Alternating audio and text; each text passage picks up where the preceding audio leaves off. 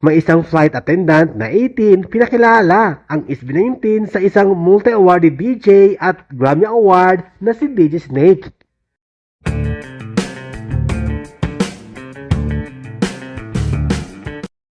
Talaga namang all-out support at supportive ang ating 18 sa ating SB19 kahit kailan, kahit saan. Mayroon nga isang flight attendant na si Karen Roque na kung saan nagkataon na meet niya at kasama sa kanyang flight ang isang multi-awarded DJ na si DJ Snake. Inopen niya at pinakilala ang SB19 sa naturang DJ. OMG guys, I had DJ Snake on my flight. Siyempre bilang 18, pinakilala niya at binenta ang SB19 sa naturang DJ. Tanong ni Karen, you are producer, right? Sagot naman ni DJ, yes. Gumagawa ka ba ng mga kanta ng mga boy group? Kasi mayroong isang Filipino boy band na SB19 na sikat sa buong Asia, buong Pilipinas, at iba-ibang bansa sa buong mundo. At mag-perform ang SB19 this coming July sa Lollapalooza. Yan ang sabi niya kay DJ Snake. Sagot ng DJ, anong pangalan nila? Oh wow, really? At syempre, proud na proud si Karen. Sinabing SB19. Sa harapan ni Karen, chinek ang account ng SB19 na naturang DJ.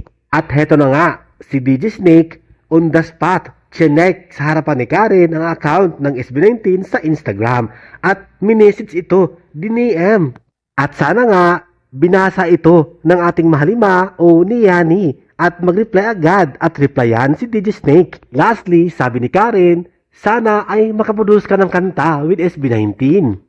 Dagdag pa sa update ni Karen, collab for a project. Hindi ko alam kung magbubunga itong ginagawa ko. Sana nga ay gagawin niya.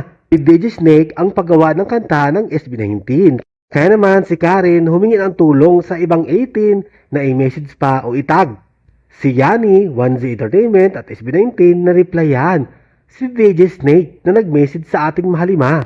Baka matabunan at hindi mapansin ng SB19 o 1Z Entertainment ang DM or message ni DJ Snake sa ating mahalima SB19.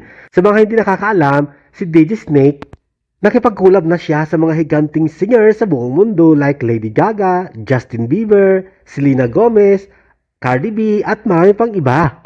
Siya ang gumawa at sumulat ng kantang Taki Taki, Turn Down for What, Let Me Love You, Applause, Lean On at marami pang iba.